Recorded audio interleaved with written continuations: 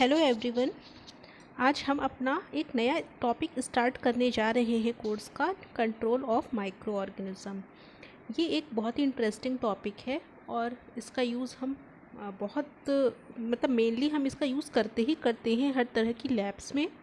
इसके बिना अगर हम माइक्रो ऑर्गेनिज्म को कंट्रोल नहीं करेंगे तो हमारा कंटामिनेशन आएगा, जहाँ पे हमें ग्रोथ नहीं चाहिए वहाँ पे अनवांटेड ग्रोथ आ जाएगी। तो इस तरह से हम इस कंट्रोल ऑफ माइक्रो ऑर्गेनिज्म बहुत ही ज़रूरी है हमारे रिसर्च पर्पस के लिए या कंट्रोल लैब प्रैक्टिसेस के लिए। ये बहुत ही इसेंशियल है इसको समझना कि कैसे किया जाता है।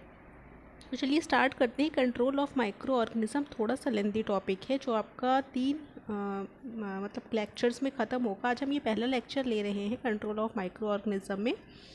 तो चलिए स्टार्ट करते हैं, देखते हैं एक एक करके कि इसमें क्या क्या मेजर्स हम लोग अप्लाई करते हैं माइक्रो ऑर्गेनिज्म को कंट्रोल करने के लिए। ठीक है, तो कुछ इंट्रोडक्शन में हमने कुछ पॉइंट्स लिखे हुए हैं, उनको देखते हैं कि हम कंट्रोल माइक्रो ऑर्गेनिज्म का करते हैं, क्यों करते हैं।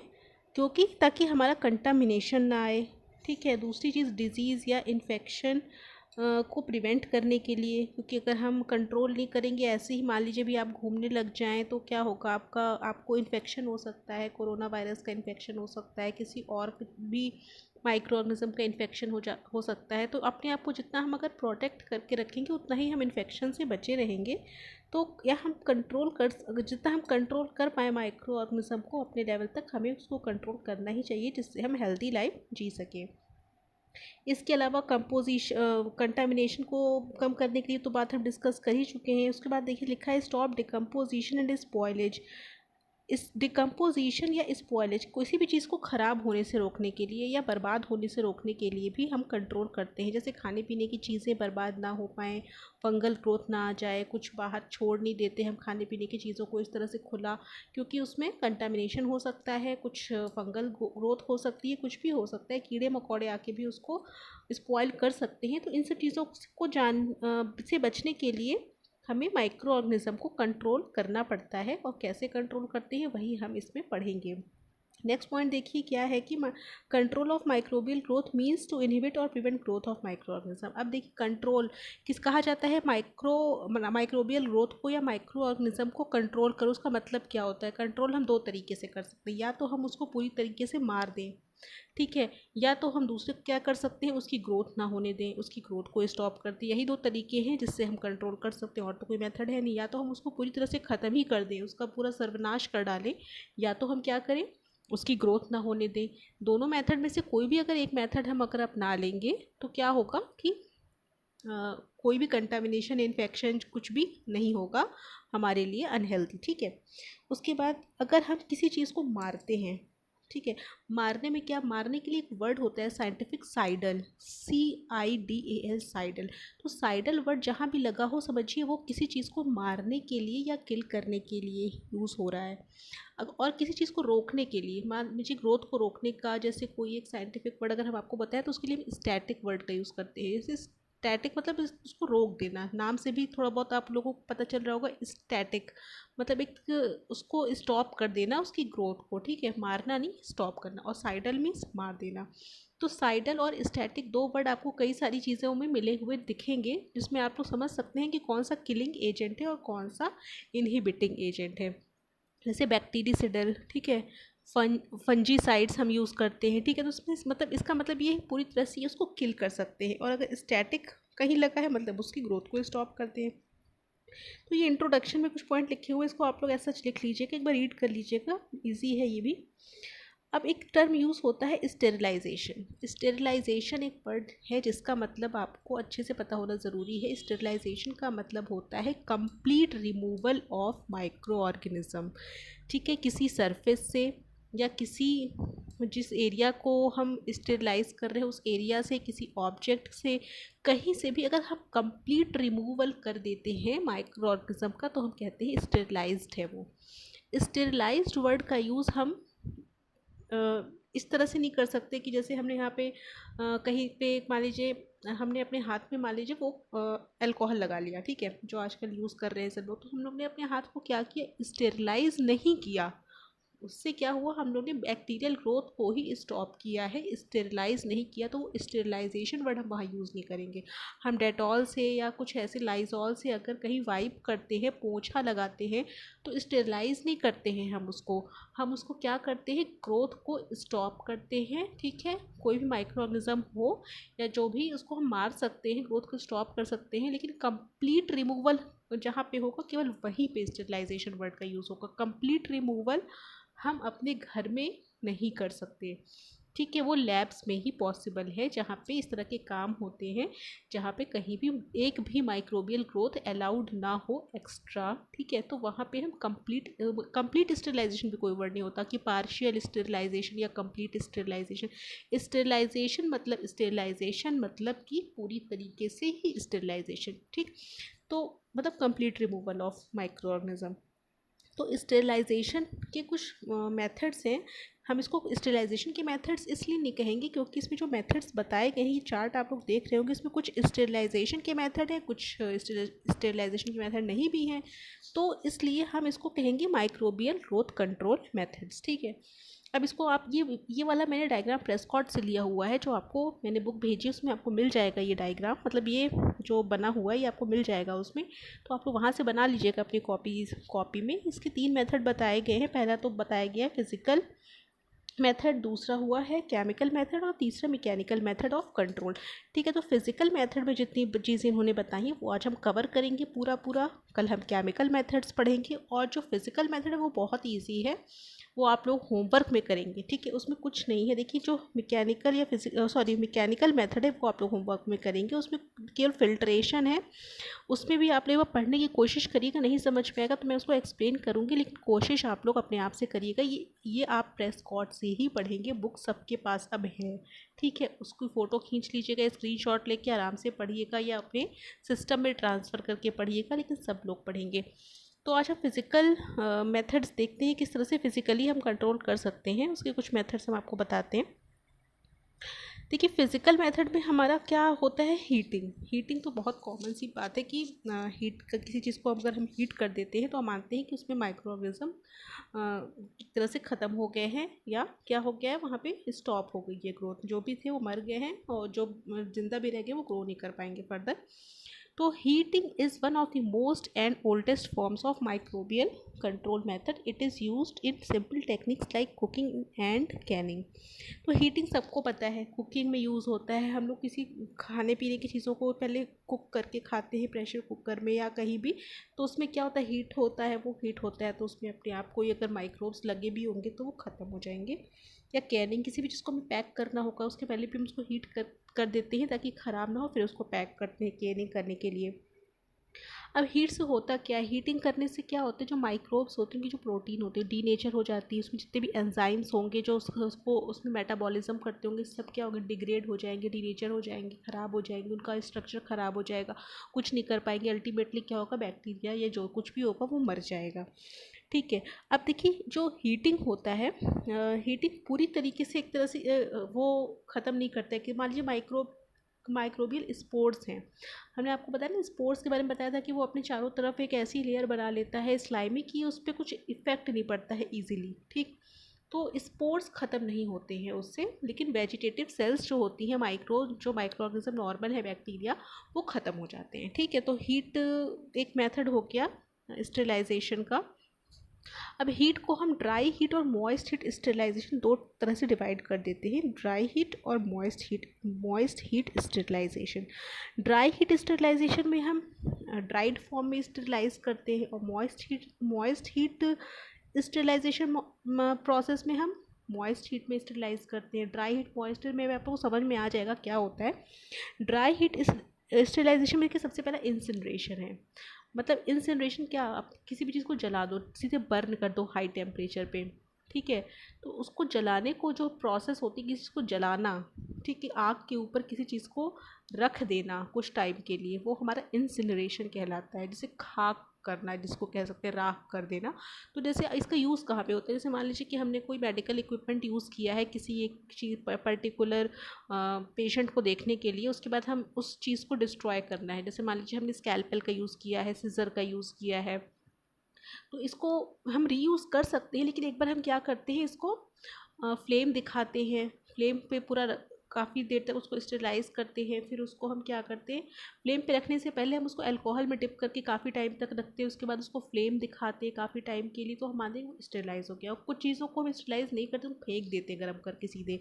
उसमें क्या करते हैं, जैसे मान लीजिए कोई ब्लेड है, नीडल हुआ कहीं जो यूज़ होने वाली होती है, इसको हम डायरेक्ट हीट गर्म करते हो फेंक देते हैं। डायरेक्ट भी फेंक सकते हैं, डायरेक्ट फेंकने में इन्फेक्शन हो जाएगा, कंटामिनेशन आ जाएगा, जहाँ भी फेंकेंगे वो आसपास का एरिया इन्फेक्टेड हो जाएगा, तो हम ऐसे नहीं फेंक सकते उसको। तो हम एक बार गर्म करते हैं, उसके बाद फेंकते हैं। गर्म करने से क्या होगा, जो भी होगा उसमें मर जाएगा, फिर फेंकेंगे तो कोई दिक्कत नहीं होगी ज़्यादा, ठीक है। तो ये हमारा इंसिनरेशन आपको मेथड समझ में आ गया कि सीधे गर्म करना किसी चीज़ को। उसके बाद दूसरा मेथड है hot air oven. Hot air oven देखिए, हॉट ओवन सब लोग यूज़ करते हो, सबके घर में लगभग होगा, अब तो कॉमन चीज़ हो गई है ये। तो ओवन में क्या होता है, आप चलाते हो, देखते हो कि कोई भी चीज़ कितनी जल्दी गर्म हो जाती है, एकदम जैसे ताज़ी एकदम कह सकते हैं। जैसे मान लीजिए आप कोई भी चीज़ गर्म करो, चाय गर्म करो या कोई ब्रेड गर्म करो या रोटी पराठे जो भी आप गर्म करना चाहो गर्म करो, तो देखो कि वो अंदर तक पूरा एकदम गर्म हो जाता है, जैसे एकदम ताज़ा हो गया हो, ठीक है। ऐसा नहीं होता कि सरफेस ही गर्म होती है, अंदर तक गर्म हो जाता है। तो ड्राई हीट सॉरी ये जो हॉट एयर ओवन में क्या होता है, कंडक्शन के थ्रू पूरी गर्म जो एयर है वो सर्कुलेट होती है कंडक्शन के थ्रू।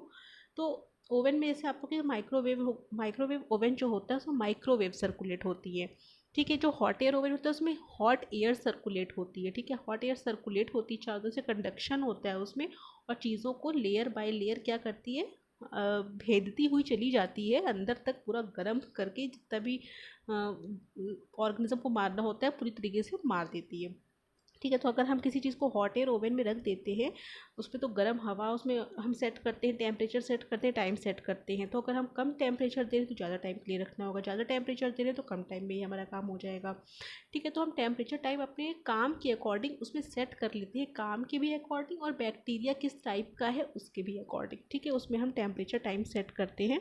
तो कंडक्शन के थ्रू पूरा उसके जितने भी जो भी चीज़ हम रखते हैं उसमें जो अगर कोई माइक्रो ऑर्गेनिज्म का कंटामिनेशन होगा तो माइक्रो ऑर्गेनिज्म पूरी तरीके से मर जाएगा, लेयर बाय लेयर वो गर्म करता जाएगा। जो भी सिस्टम जो भी उसमें सामान रखा होगा उस सामान को अंदर तक पूरी तरीके से वो स्टेरिलाइज कर देगा। उसके बाद देखिए है हमारा moist heat sterilization. Moist heat में जैसे आप मान लीजिए प्रेशर कुकर में खाना बनाते हैं, उसमें तो हीटिंग हो रही है, लेकिन क्या है उसमें आप पानी का स्टीम का यूज़ कर रहे हैं। हम स्टीम का यूज़ जहाँ भी करेंगे तो पानी गर्म करके, अब आप लोग अपने बचपन में पढ़ा होगा कि अगर कोई भाप से जल जाता है, ठीक है, आग से जल जाता है और भाप से जल जाता है, तो क्या होता है, इवन हम गर्म पानी से भी जल जाए तो भी हमें उतनी दिक्कत नहीं होगी जितनी हमें भाप से जलने में दिक्कत होगी, स्टीम, क्योंकि उसका टेम्परेचर बहुत ज़्यादा होता है, पूरा बर्न कर देती है अंदर तक, ठीक है। तो स्टीम जो होती है बहुत ख़तरनाक होती है, उसको अंदर तक हमें बर्न कर देती है, बहुत ज़्यादा दिक्कत पैदा कर देती है। जितना हमें गर्म पानी से जलने पे दिक्कत नहीं होगी, जितना हमें आग से जलने पे दिक्कत नहीं होगी, उतनी हमें स्टीम से क्योंकि वो अंदर तक जाती है, ठीक। तो वही चीज़ है मॉइस्ट हीट स्टेरिलाइजेशन में, समझ जाइए पूरा काम वैसा ही होता है जैसा आपकी प्रेशर कुकर में होता है, ठीक है। प्रेशर कुकर जैसी ही एक यूनिट होती है, सेम समझिए, आप प्रेशर कुकर को ही बड़ा कर दीजिए, उसी टाइप का वो इंस्ट्रूमेंट होता है। उसमें क्या होता है, हम प्रेशर जनरेट करते हैं, प्रेशर कुकर में प्रेशर जनरेट होता है। तो जब भी हम प्रेशर जनरेट करते हैं तो जैसे मान लीजिए किसी पानी का normal boiling temperature 100 degree centigrade है, लेकिन जब हम प्रेशर जनरेट करेंगे तो उसका बॉइलिंग टेम्परेचर बढ़ जाएगा। तो बढ़ के कितना हो जाता है उस प्रेशर कुकर वाले इंस्ट्रूमेंट में, 121 डिग्री सेंटीग्रेड। और प्रेशर हम कितना अप्लाई करते हैं, 15 LPS। देखिए ये जो डेटा है 15 LPS प्रेशर और 121 डिग्री सेंटीग्रेड टेम्परेचर, ये काफ़ी सेट किया गया है। कई सारे टेम्परेचर यूज़ करके देखे गए, कई सारे प्रेशर अप्लाई करके देखे गए, लेकिन ये पाया गया कि जब हम ये पर्टिकुलर टेम्परेचर प्रेशर देते हैं तो क्या होता है, पूरी तरह से स्टेरिलाइज हो जाती हैं चीज़ें, मीन्स कंप्लीट रिमूवल। और इससे क्या होता है, स्पोर्स भी ख़त्म हो जाते हैं, इतना ज़्यादा भयानक होता है ये, ठीक है। तो हम लोग जो नॉर्मल ऑटोक्लेव एक इंस्ट्रूमेंट होता है, वही कुकर जैसा जो मैंने आपको बताया, उसमें हम मॉइस्ट हीट स्टेरिलाइजेशन करते हैं, ठीक है।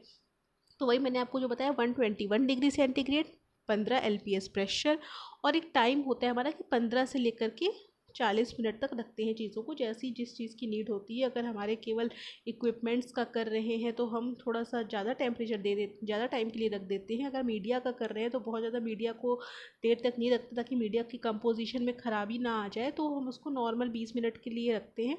तो नॉर्मली अगर हम सबको ही 20 मिनट तक रखेंगे तो भी हमारा काम हो जाएगा। तो ऑटोक्लेव एक ऐसा इंस्ट्रूमेंट है जिसमें हम मॉइस्ट हीट की मदद से या स्टीम की मदद से चीज़ों को स्टेरिलाइज करते हैं। उसमें जो हम रख देते हैं तो कितने प्रेशर अप्लाई करते हैं, 15 LPS प्रेशर अप्लाई करते हैं और 121 डिग्री सेंटीग्रेड टेम्परेचर तक लेके जाते हैं। और कितनी देर के लिए रखते हैं, उसमें हम 20 मिनट एक एवरेज टाइम ड्यूरेशन मैं आपको बता रही हूँ, क्योंकि लैब्स में ज़्यादातर हम हर चीज़ों को 20 मिनट में ही स्टेरिलाइज हो जाते हैं। तो ये आपका हो गया मॉइस्ट हीट स्टेरिलाइजेशन। ये कंप्लीट रिमूवल हो जाता है, स्पोर्ट्स सब खत्म इसमें हो जाते हैं। ठीक है, उसके बाद देखिए बॉइलिंग वाटर से भी कर सकते हैं, सिंपल है। पास्चराइजेशन सबको पता है, आप लोग बचपन से पढ़ते आ रहे होंगे कि इसमें 65 से 75 डिग्री सेंटीग्रेड पे ही चीज़ों को गर्म करते हैं, फिर तेज़ी से ठंडा करते हैं, फिर उसको स्टोर कर देते हैं ठंडी जगह पे, रेफ्रिजरेटर में स्टोर कर देते हैं। तो इससे भी बैक्टीरिया जो भी होते हैं मर जाते हैं काफ़ी हद तक। लेकिन पास्चराइजेशन को हम स्टेरिलाइजेशन का मेथड नहीं कहेंगे, हम बॉइलिंग को भी स्टेरिलाइजेशन का मेथड नहीं कहेंगे, लेकिन हम ऑटोक्लेविंग को कहेंगे स्टेरिलाइजेशन। हम हॉट एयर ओवन में जो रख रहे हैं उसको भी स्टेरिलाइजेशन का ही मेथड कहेंगे। ठीक है, वो आपको इस चार्ट में दिख जाएगा कि कौन सा मेथड स्टेरिलाइजेशन का है कौन सा नहीं है। ठीक है, इससे आपको पता चल जाएगा, वही चीज़ें आप अपने देख लीजिएगा। उसके बाद देखिए आता है हमारा पास्चराइजेशन के बाद रेडिएशन। अब रेडिएशन के थ्रू भी क्या होता है, हम इस चीज़ों को स्टेरिलाइज कर सकते हैं। इस रेडिएशन में देखिए यूवी रेडिएशन आपको चार्ट में दिखेगा कि वो स्टेरिलाइजेशन का मेथड नहीं है, लेकिन कभी कभी वो अप्लाई होता है कुछ चीज़ों के लिए ही। जैसे अगर हमें ग्लास वेयर को करना है या कोई ऐसी चीज़ कुछ में, वो क्योंकि यूवी क्या होता है आपका पेनिट्रेट नहीं कर पाता। ठीक है, नॉन आयनाइजिंग रेडिएशन है, वो पेनिट्रेट नहीं कर पाता चीज़ों को इसलिए। तो अगर कोई ऐसी चीज़ जिसके अंदर हम कुछ रखे हो या ग्लास वेयर, अंदर से नहीं हो पाएगा। कोई भी हम शीशी बॉटल उसमें रख देंगे तो अंदर से स्टेरिलाइज नहीं हो पाएगा। सरफेस तो उसकी बाहर वाली हो जाएगी यूवी लाइट में, लेकिन अंदर वो नहीं हो पाएगा क्योंकि पेनिट्रेट नहीं कर पाएगी। तो हम क्या करते हैं, हम डायरेक्ट अगर किसी को यूवी लाइट में छोड़ दें, किसी चीज़ को डायरेक्ट यूवी लाइट में, ठीक है, तो उसको हम मान सकते हैं कि स्टेरिलाइजेशन हो रहा है। इसका यूज़ हम करते हैं यूवी लाइट का आपका लैमिनार एयर फ्लो में। लैमिनार हुड एक कैबिनेट होता है जिसमें हम माइक्रोबायोलॉजिकल एक्सपेरिमेंट परफॉर्म करते हैं, उसमें कल्चर को हैंडल करते हैं, सब कुछ करते हैं। तो उसमें हम करते क्या, उसमें एक रॉड लगी होती है, दो तरह की रॉड लगी होती है उसमें। एक यूवी रॉड लगी होती है, एक नॉर्मल जो हमारे घर में रॉड लगी होती है लाइट के लिए, वो लगी होती है वाइट कलर वाली। तो हम क्या करते हैं, पहले उसको अच्छे से वाइप करते हैं नीचे पूरा अल्कोहल से, इस जो 70% इथेनॉल से वाइप कर लेते हैं। उसके बाद यूवी जला के छोड़ देते हैं उसमें, डायरेक्ट यूवी जला के वहाँ से हम हट जाते हैं, छोड़ देते हैं उसको इसी तरह से जैसे कि वो जितना भी उसका सरफेस है पूरे लैमिनार का वो स्टेरिलाइज हो जाए। जहाँ हम बैठ के काम कर रहे हैं वो स्टेरिलाइज हो जाए। लेकिन चीज़ें जो होंगी जिसके अंदर तक स्टेरिलाइजेशन होना है वो चीज़ वहाँ नहीं हो पाएगी, लेकिन लैमिनार कैबिनेट हमारे स्टेरिलाइज हो जाएगा। ठीक है, उसके बाद हम लाइट को बंद करेंगे यूवी लाइट को, और फिर वाइट लाइट को जलाएंगे। उसके बाद उसमें बैठ के काम कर सकते हैं, क्योंकि अगर हम बैठ के काम करने लग जाएंगे तो हमारे ऊपर डायरेक्ट पड़ेगी लाइट। तो हमारे जो सरफेस पे क्या होगा, हमें कैंसर हो सकता है, हमें स्किन का कैंसर हो सकता है। हम ये नहीं कह रहे यूवी लाइट से हमें अंदर कुछ प्रॉब्लम हो जाएगी, स्किन का कैंसर हो सकता है हमें उससे, क्योंकि उसमें म्यूटेशन हो सकता है। हमारी स्किन पे जो भी सेल्स हैं उनके डीएनए में चेंजेस हो सकता है, तो म्यूटेशन हो जाएगा या कैंसर हो जाएगा। तो ये सब चीज़ें हम केवल जो यूवी लाइट का यूज़ अधिकतर हम करते हैं लैमिनार हुड में, लैमिनार को ही स्टेरिलाइज करने के लिए। या उसमें कुछ हमका ऐसा चीज़ रखा हो, जैसे मान लीजिए प्लेट, हमने प्लेट बनाई अगार की, तो अगार की प्लेट को खोल के रख देते हैं हम। ठीक है, उसमें कोई कल्चर नहीं है अभी हमने अप्लाई किया है, उसको केवल प्लेट पे मीडिया डला हुआ है, सॉलिड मीडिया, तो उसमें प्लेट को खोल के रख देते हैं, वो भी स्टेरिलाइज हो जाता है। लाइट ऑन करके वहाँ से हम चले जाते हैं तो वो भी स्टेरिलाइज होता रहता है अपना, 10-15 मिनट के लिए छोड़ देते हैं तो मान लेते हैं कि हाँ अब स्टेरिलाइज हो गया है। ठीक है, तो जब तक हम चीज़ों को ओपन करके नहीं रखेंगे वो स्टेरिलाइज नहीं हो पाएगा यूवी लाइट की हेल्प से। ठीक, तो यूवी लाइट का भी हम यूज़ करते हैं, कहाँ कहाँ करते हैं इसमें लिखा होगा। कुछ आयनाइजिंग रेडिएशन होती है जैसे गामा रेज, या गामा रेज के अलावा हमारी और भी इसमें कुछ एग्जाम्पल दिए होंगे। गामा रेज का एग्जाम्पल इसमें ज़्यादा दिया हुआ है। ठीक है, तो गामा रेज का यूज़ करके भी चीज़ों को स्टेरिलाइज किया जाता है। जैसे हमारे जितने भी सिरिंजेस आती हैं ना, सिरिंजेस, आप उसमें देखिएगा उसमें लिखा होता है कि किस तरह की लाइट से वो स्टेरिलाइज हुई है। ठीक है, इस तरह से जो हम फिल्टर्स यूज़ करते हैं, पोर फिल्टर साइज़ जो फिल्टर्स यूज़ करते जो भी हम लैब्स में, वो उसमें वो भी स्टेलाइज होते हैं रेडिएशन से ही। जिन चीज़ों को हम गर्म करके स्टेलाइज नहीं कर सकते उनको हम यूवी रेडिएशन से, क्योंकि अब सिरिंज को आप करेंगे तो प्लास्टिक होगी, प्लास्टिक आपकी ख़राब हो जाएगी। जिसमें भी प्लास्टिक या इस तरह की चीज़ों का यूज़ किया जा रहा है जिसको आप गर्म करोगे तो पिघल जाएगा, ख़राब हो जाएगा, तो उसको कैसे स्टेलाइज करेंगे? उसको हम यूवी या गामा रेडिएशन से स्टेलाइज करेंगे। मेनली गामा ही रेडिएशन यूज़ करते हैं चीज़ों को स्टेलाइज करने के लिए। इक्विपमेंट्स को भी स्टेलाइज करते हैं गामा रेडिएशन से, ठीक है। लेकिन हम अधिकतर जो पैकिंग मटेरियल्स होते हैं जिनको हम पैक करके एक जगह से दूसरी जगह पहुंचाना होता है, जैसे सिरिंजेस हो गए, फिल्टर्स हो गए, और भी इसमें एग्जांपल दिए होंगे चीज़ों के, उसको हम क्या करते हैं गामा। वो चीज़ें ऐसी होती हैं जो हम जिन चीज़ों को गामा रेडिएशन से स्टेलाइज करते हैं वो ऐसी चीज़ें होती हैं मेनली जिनको हम एक बार यूज़ करके फेंकना होता है, क्योंकि एक बार यूज़ कर लिया तो हम गामा कहाँ से लाएंगे? गामा सबकी पहुंच के तो बाहर ही है। कहीं कहीं गामा रेडिएशन से स्लाइस होता है, वहाँ तो हम लेके जाएंगे तो फेंक देंगे एक बार यूज़ करके। तो इसमें हम क्या करते हैं, एक बार यूज़ करके चीज़ों को फिर डिस्कार्ड कर देते हैं, दोबारा यूज़ नहीं करते, क्योंकि ओपन हो गया तो फिर वो कंटेमिनेट हो ही जाएगा। तो इस तरह से आयनाइजिंग रेडिएशन का यूज़ करके भी हम चीज़ों को स्टेलाइज कर सकते हैं। स्टेलाइजेशन का एजेंट है वो। हाँ, जो स्टेलाइजेशन ये गामा रेडिएशन का जो हम यूज़ कर रहे हैं वो हम जो पैक्ड फूड होते हैं ना उसको भी स्टेलाइज करने, कुछ ऐसे पैक्ड फूड होते हैं जिसको आप गर्म करके या खौला के ऐसे नहीं कर सकते, तो उसको हम गामा रेडिएशन के थ्रू स्टेलाइज करके तब पैक करते हैं। तो ये सारी चीज़ें हमारी फिजिकल मेथड ऑफ स्टेलाइजेशन की हो गई, इसको आप पेपर पढ़ लीजिएगा, अच्छा लगा होगा आई थिंक आपको। ये सब चीज़ें आप जब लैब में जाओगे तो और अच्छे से समझ में आएंगी। अगर आपकी लैब खुल जाती है, कॉलेज खुल जाता है, तो मैं आप लोगों को लैब में ज़रूर ये सब चीज़ें करके दिखाऊंगी। तो आज के लिए इतना ही रखते हैं कि हम केमिकल मेथड्स देखेंगे, और बाकी इसको आप लोग प्रेस स्पॉट से पढ़ते रहिएगा, बुक्स मैंने सबको अवेलेबल करवा दी हैं, ठीक है बच्चों। तो आज के लिए इतना ही रखते हैं। Thank you.